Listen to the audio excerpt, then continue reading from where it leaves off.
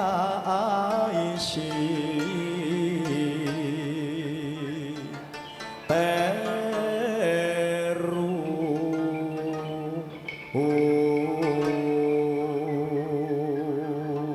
dua Aisi teru barang guyangan baben lan bayanan lah kok iso lho wong gandrung aku kok jak ning guyangan kelepasan keliru gandrung iki ya dijak ning nggon sing apik wong gandrung kok dijak ning sabar sigar sinarengan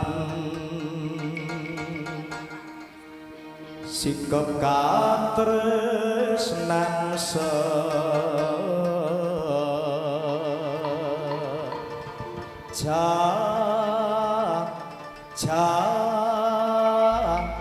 jati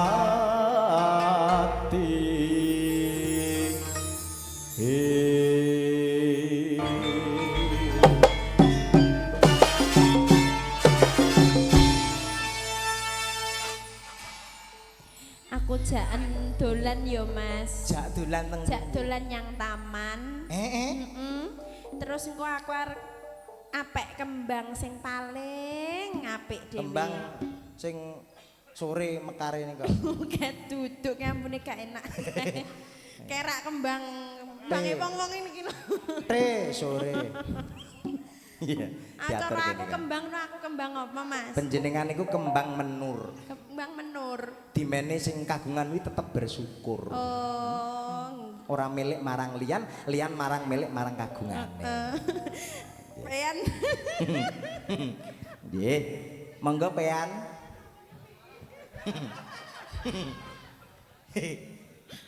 sampean ki kok lucu ngono to Mas aku mbok lek kolik ya ini kono ya Mas kolik ya hei ya engko pokoke dilucuk-lucukno ya Mas iya ben krasa mangga Mbak Titis dulu kok wis wayahe ngene-ngene mangga katuraken tembangipun Nadyan lagi katemben aku katamu Nimas wis boleh kembang kang ilang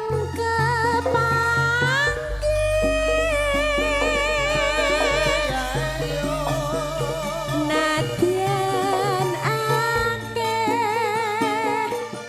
kembang kang arogan dene Nimas Nara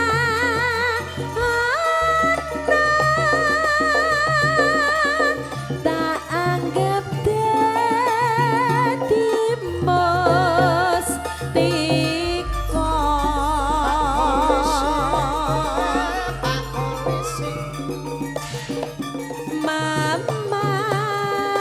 mamaneku ya among kowe wong kuning sing sayang seni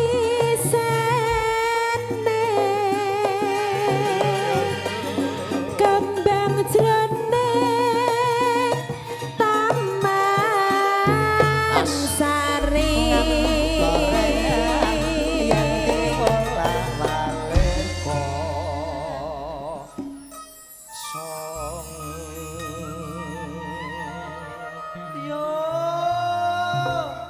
Alhamdulillah Alhamdulillah luar biasa kinantenanku kilo laras jantung kadang tiga audio soho sumedya sekalian pun kadang-kadang paguyuban sinoman mekar arum ya, kang kalangkung rawipun para tamu nggih kathah nggih Mbak Titis nggih mugi-mugi kukila laras katampi wonten Brebes menika nggih Kang nggih to, Mas alhamdulillah pikantuk pakabaran menika bilih nimbali kaping 11 mengke bonus bonus setunggal ciki setunggal Ciki. Dajanan bocah niku lho. Sirku malah tak bonusi sing ngendang setunggal ngono. Waduh, iya ta?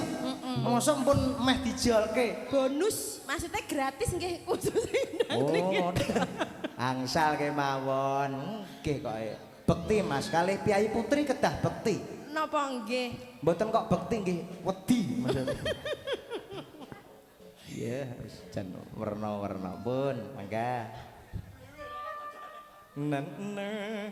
Nora wangi merga kalah lan wong kuning nimas prasa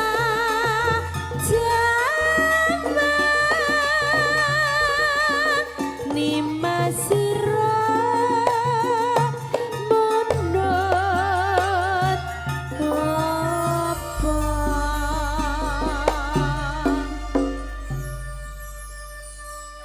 Kang Mas Rintang Dawuh wong ayu jejimating dalam sari ora liya ana liya mung sliramu kang kepi-kepi. melek to Kang Mas melek Kang ndak tresnani ya mung sira Mas wong ayu aning tenenging kalbu. kados pundi katresnanipun panjenengan Kang Mas Bebasan ning ngawi tuku kuwaci. apa kuwi tegese Kang Mas Aja seneng karo banci entekno rejeki. Ya mung kowe sing tak tresnani Yayi. Ono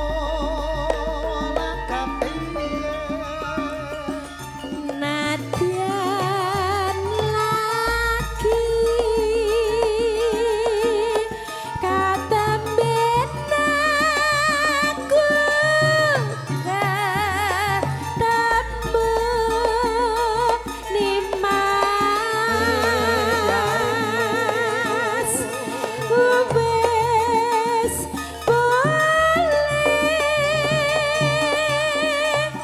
kembang kang ilang kepanggih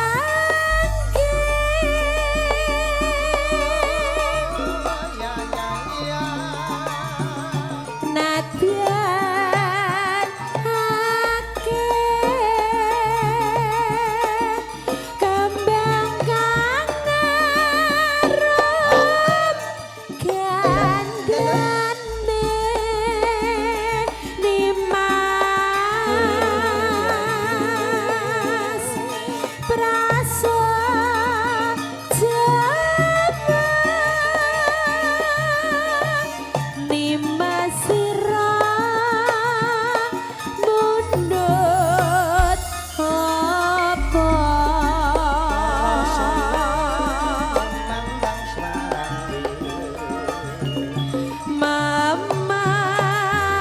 mamanekku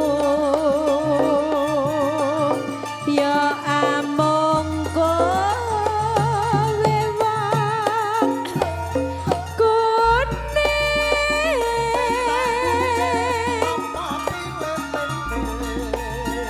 sen isene kembang jroning taman sari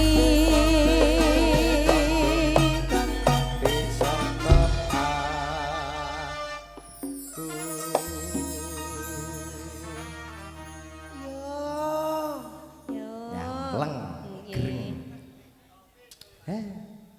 Cangkep ki monggo. Nora wangi merga kalah lan wong kuning Nimas prasa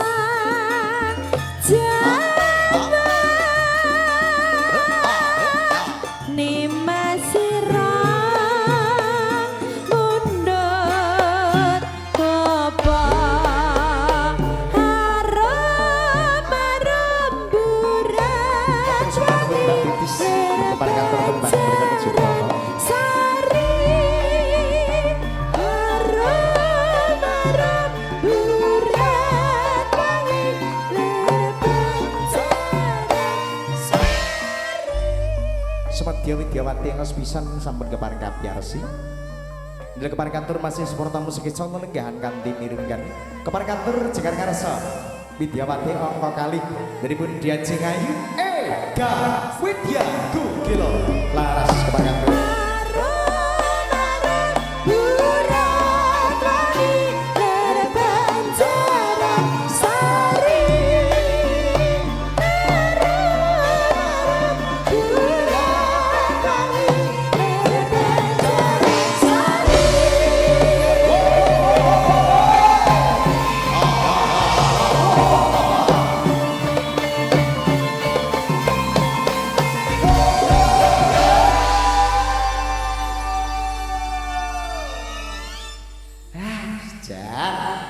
Gumbregah ya Ndek. Ega Widya. Nggih, Mas Rinta. Sehat no? Alhamdulillah.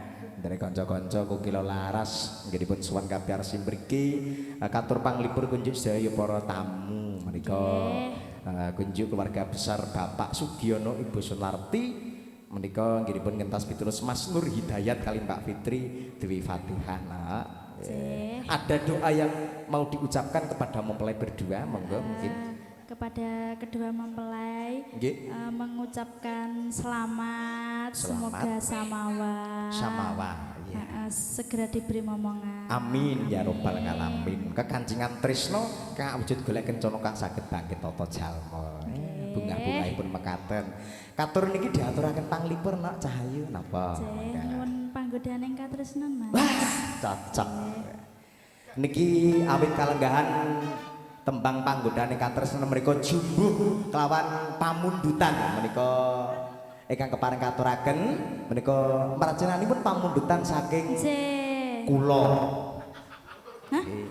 Nggih cocok iki badhe kula aturaken minangkani pamundutan saking kula. Nggih diaturaken katur para tamu wilujeng mirsani kanthi sekeca.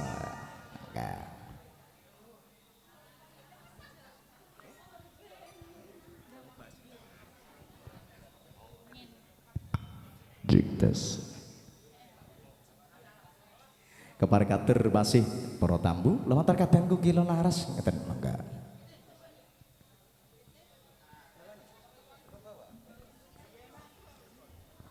Payang ilasu diaturaken mawon nggih.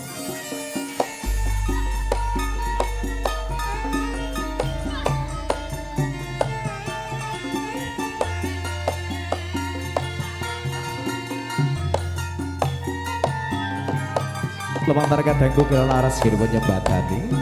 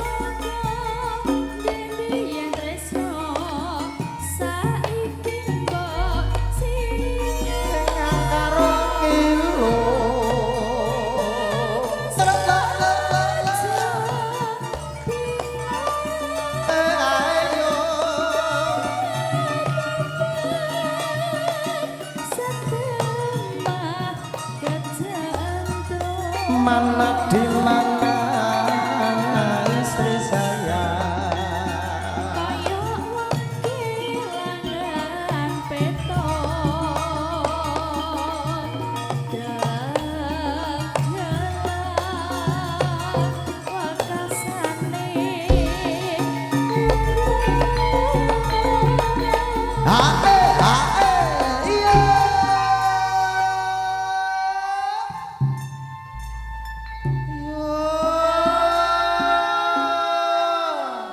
jan rambutan kados dalu menika Nah, pokoknya sing rawuh tamunipun nggih banyu mili. Alhamdulillah. Nggih, alhamdulillah dipun sembatani estu. Katuraken malena nggih nika upar berkaturaken. Tak sebenarnya. Yuk yuk. Yo.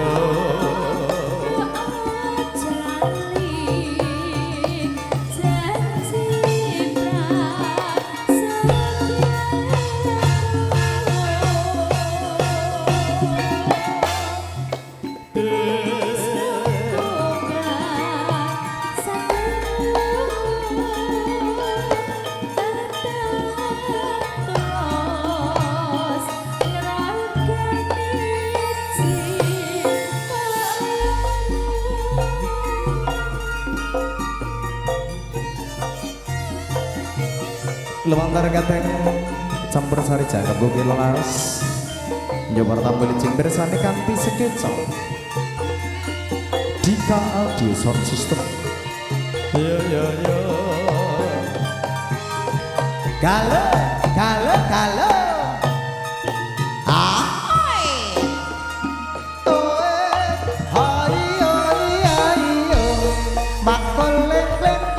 sakane kate satar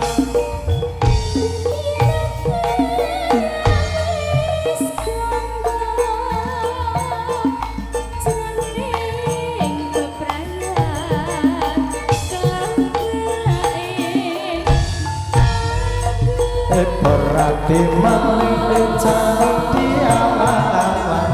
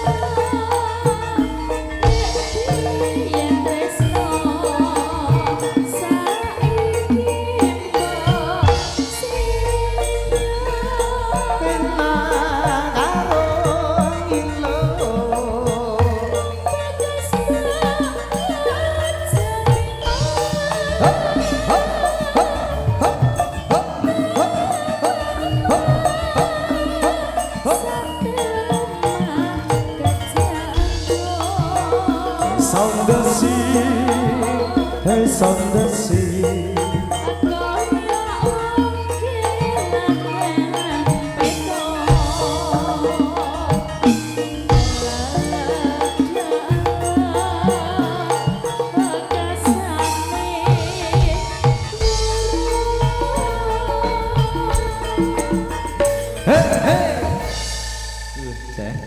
Kreasine wis kaya campur sari kilen, sanggar buaya gitu.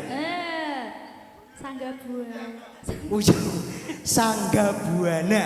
Dadi irama loro ala parahyangan seberang mriko. Dadi pun jangkep ta, Nduk. Sing piyayi putri ngasta nyanyi, kakunge ngendang. Nggih, niki to. Nggih to, wis cocok karo angen-angenku. Aku MC, bojoku ustazah. Napa nggih, Mas? Dadi nek ana klera-klerune ki sing nuntun ki ana ngono lho, Nduk.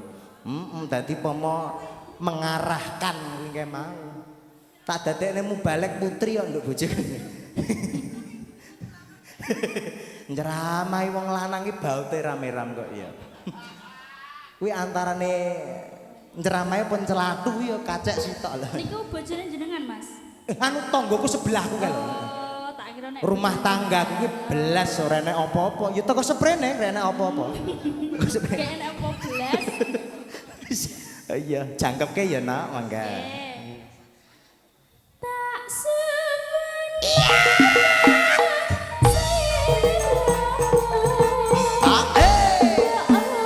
Yo.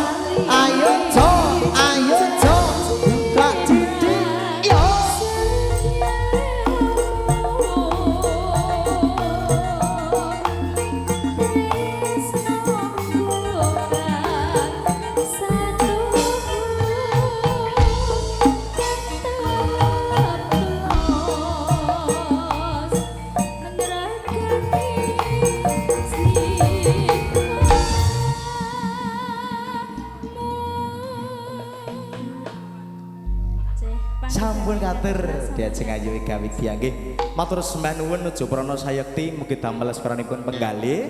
Mekaten katur kunjuk para minulya, para tamu, Bapak Ibu Kang Mas Mbak Yu sinartaran kedhape pasugatan ingkang sampun kepareng katur ngaturaken panumestu kadang lumantar paguyuban abdi dalem Sinoman kakung Mbah Putri lumantar Mekar Arum mekaten. Nggih, tumunten boten ngereng-ngeras kurmat mangke sinaosa panglipur ugi menika kadang kula nggih nampi pakurmatan lah. Pakurmatan menika wujudipun mangke ingkang mbok bilih wonten dana swanten badhe pisumbang lagu saha request lagu. Ha mangke tumunten sambutan